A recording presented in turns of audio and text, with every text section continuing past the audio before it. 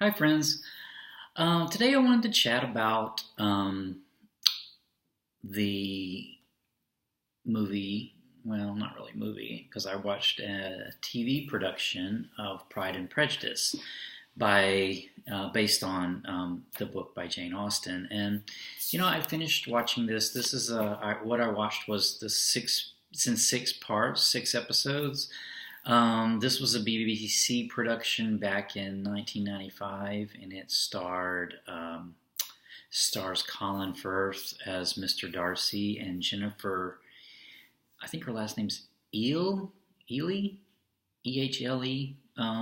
as Elizabeth Bennet, and it was directed by wrote that down, Simon Langton. So this is from 1995, and it's in six episodes, so it's episodic. And it's considered, I had heard a while back about it's considered one of the best BBC productions, I guess, ever, at least according to this article. And I don't remember on what authority they were speaking, but so I kind of had it on my radar to watch. And since I had a holiday and I had a couple days off, I decided to watch it and kind of binge watch it actually, and so I thought I'd just share my thoughts on it, because the thing about Pride and Prejudice and Jane Austen books in general is that they're of their enduring relevance, I think, to modern people, to today's people. And I always try to I enjoy thinking about why that may be the case. And but in this chat, I'm talking about this production that I watched, a film production of it. So not the book itself. So this is just my thoughts on the production, and I'm not really going to go into the details of the acting and sort of those types of things, although the acting was really good and the sets were great and the costuming was wonderful. So all that, so another way to enjoy it. But what I really wanted to chat about was, why is this still so relevant? Why do people still love Pride and Prejudice so much, and the other Jane Austen novels, but specifically for this chat, Pride and Prejudice? And you know what? I think it still speaks to modern people because it's relevant to us as we still struggle with different, trying to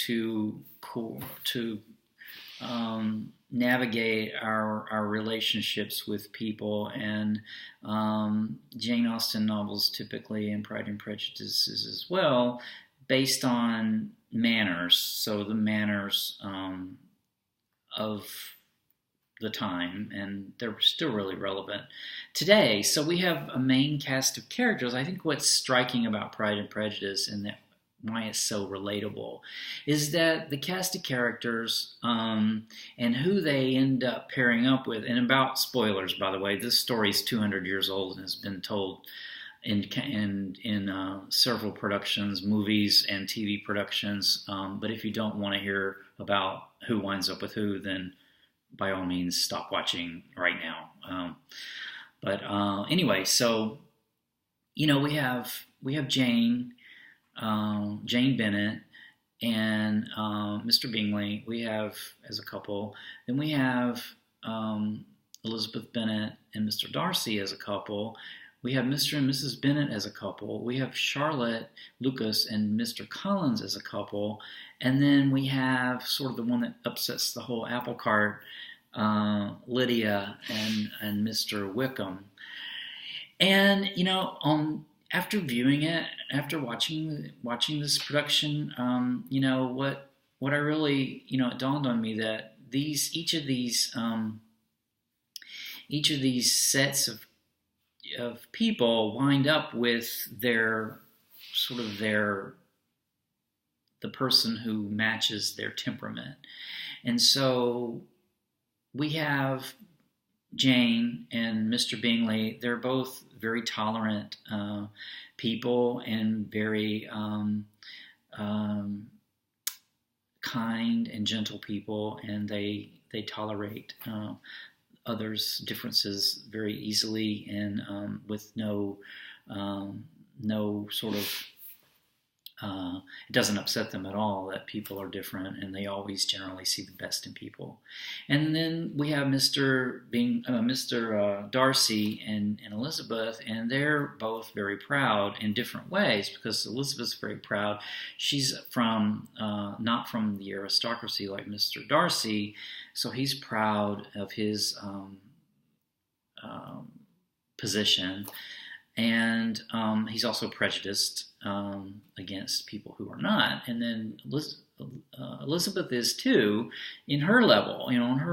She's kind of part of the gentry, but she's also very proud and offended. Her pride is offended easily. And Mr. and Mrs. Bennet are both indulgent, so they're indulgent. Mr. Bennet at one point talks about how he's been overly indulgent. And then we have Charlotte and Mr. Collins. They're both very pragmatic people, so they're unromantic, and they just basically want stability and no chaos and safety, I guess. And then finally, we have Lydia and Mr. Wickham, and they're both sensual people, so their temperaments ultimately sort of match. So, I think that these sort of archetypical couples still speak to people today. And so when people see Pride and Prejudice or read Pride and Prejudice, this is they're seeing they're interacting with these types of people. And then of course nothing is certain in the book, so it's not certain. And during the story, that Jane is going to wind up with Mr. Bingley, because Mr. Darcy, of course, has interfered with the relationship and caused it to go cold there for a while. And then there's no guarantee, of course, that Elizabeth's going to wind up with Mr. Darcy. And most upsetting to everyone in the story is that Lydia is not going to wind up with Mr. Wickham, because Lydia has run off to get married at barely 16 years old, and it's very scandalous, and would generally bring disgrace on the family if they don't wind up getting married. So everybody's kind of holding their breath that they're going to wind up getting married. So, another thing that kind of struck me is how they all wound up not all, but the main characters wind up regretting certain aspects of their natures. Mr. Bingley, regretted. He ends up kind of cooling the relationship with Jane because his sister Caroline and Mr. Darcy convince him that he's been overly tolerant of Jane's family and Jane's position, and so they convince him that the match is not good based on that. So he second guesses his tolerance at that point, and Jane second guesses her tolerance related to Mr. Bingley whenever she's in London and he doesn't call on her, even though she calls on his sister Caroline. And so she questions that she had misjudged him. She had been too tolerant of him. And then by the same token, later on with Mr. Wickham, when he runs off with Lydia, that she has been too tolerant of Mr. Wickham. And then Mr. Bennet, like I previously mentioned briefly, regrets that he's been too indulgent of his children, and too indulgent of his wife, actually, also, because he feels like he was too indulgent with Lydia, and she has come to ruin because of that, because she's run off with Mr. Wickham. And then, ultimately, the big one in the story, the main characters, Elizabeth and Mr. Darcy, they both come to realize that they have judged their pride and their prejudice has interfered with their nature of pride. Pride has interfered with their judgment, and that they have made themselves unhappy by being overly proud and overly prejudiced. So in their case, it's definitely their nature. They had to look beyond their own nature to revise their story, revise their narrative. And I think that people generally, this is a life lesson. One of the life's lessons is that we have to constantly look at ourselves, and we have to see where we are erring, where our nature, where our default thought pattern may be harming us rather than actually helping us. So I think this is an important life lesson to learn. So those are the main characters, and I think that's sort of the what's so appealing about it still. Plus, it's just romantic, in the end when everything works out well. Of course, even for Lydia, because she winds up getting married to Mr. Wickham. We don't know 5 years down the road how happy they are, but we can all relate to this type of story because this type of story is a very human story, and it's a very timeless kind of story. So I generally think that's what the appeal is. Now, as far as this particular production goes, as I mentioned at the top of the video, it's just a beautiful production. The acting's really well done. The writing's well done. It's been so long since I've actually read the actual book that I can't really address exactly how true to the book it is. It seems to fit with the other most recent movie from a few years ago, more or less. So I think it's probably fairly true to the book.